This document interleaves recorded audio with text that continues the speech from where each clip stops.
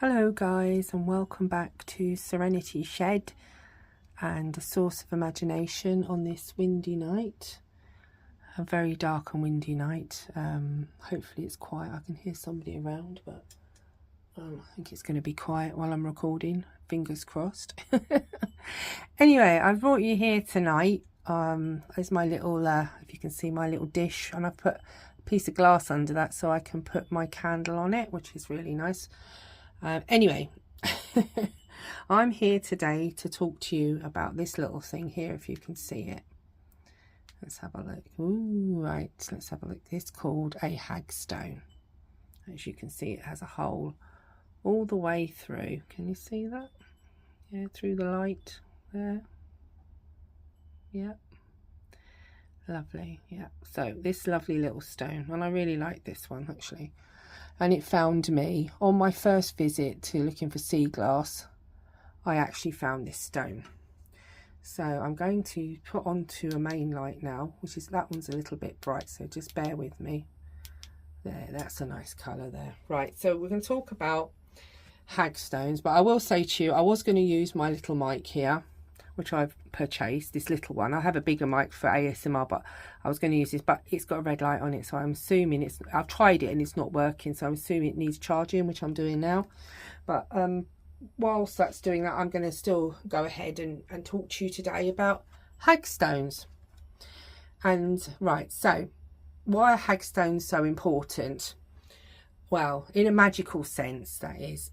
Well, obviously these stones have been found by rivers and obviously on the beach by the sea, and they're a natural hole usually that are formed by water over time. So running water going through, creating this hole through the stone. These stones come under many names. Obviously HaG stones. They are also called holy stones, witch stones, and they're called adder stones, fairy stones, wish stones, and they've probably got a few other names as well. Right, these stones are considered very powerful, as the stone has been held obviously by water and it retains that influence, thus protecting the keeper of the stone from magic. In wearing a HaG stone, it would protect the person from hexes, the evil eye, evil spirits, witches, curses and nightmares if you hung it above your bed. Oh, it's just started to rain. HaG stones were quite often put around animals' necks as well to protect them. And they were fastened also to the bows of boats to keep the sailors safe on the boats. And maybe even the sailor probably wore a HaG stone as well at sea. HaG stones were also used as pledge stones. Being made to hold one would make sure that the person was telling the truth. It was also said that if you looked through the hole of a HaG stone, and we're going to have a look through the hole of the HaG stone. Let's have a look here. There we go. If we look through the hole of the HaG stone, there, can you see? You see through that? Ooh. It says the bearer could see into the fairy realm. Can you see into the fairy realm? Or other worldly entities.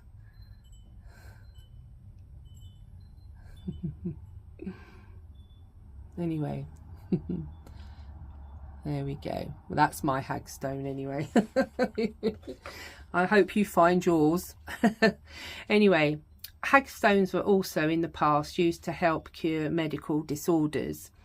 Placing one under your bed was believed to help with stomach aches that were caused by hags that will sit on your stomach at night when you slept and jump up and down. Or jump up and down, sit. Anyway, to gain a HaG stone's full power, it is supposed to be found by the bearer, which I found mine. It is said that the larger HaG stones were used in weather magic to create thunderstorms. So by tying a cord through the stone and spinning it above your head, it would cause a thunderstorm and rain to appear. But I would actually say don't do this, because it could be extremely dangerous. You'll probably end up whacking yourself in the head or taking your eye out. But that's what they used to do in olden days.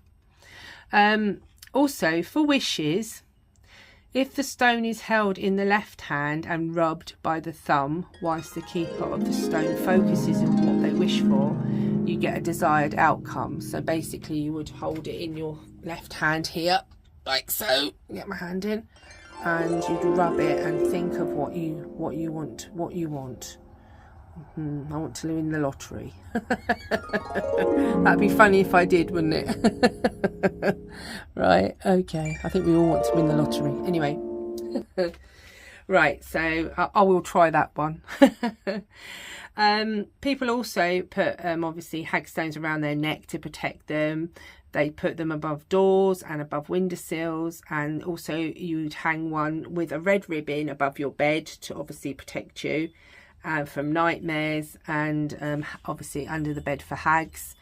And you could also place on animals you wish to protect. They used to put them round cows and other animals, because when there were thunderstorms it was said to stop the milk curdling in the cow, so you'd have good milk. I'll just also point out, even though a lot of HaG stones are caused by running water, there is a little it's called a bivalve mollusk that can go on the stone, and it can burrow through the stone. It's called a common piddock, but that can cause also a hole in the stone. But I think you'd never know, would you, really, at the end of the day? My son does have two on our last visit. I'll just show you this again because it's really lovely. I love it. This side's quite nice. It looks kind of like a triangle, doesn't it? That one, that side. But this one, I do like it like that. I think I'm going to wear that as a pendant. I really like it. It's really lovely and smooth as well. Anyway, my son's he found two. One, I think, has got 2 holes in it. But I will show that on a short later on. But I just wanted to talk to you today about HaG stones, because I've written up about it anyway. I do know a lot about it anyway, but I've written it to go into my new book of shadows that I've made. So I've written it all on this lovely paper that I've got, called it HaG stones, and that will go into my book of shadows. So I've got it on record, but I wanted to share it with you guys. And also you can see this lovely sea glass I've got here. But this is purchased sea glass, not the sea glass I actually found. I'm going to have to put that back out again and show you. And obviously I've got my lovely wand here. I love this. I absolutely love this wand. It's beautiful. Really lovely with all the bits on it. But I'm really happy making my bits and pieces in here, and I've been enjoying it.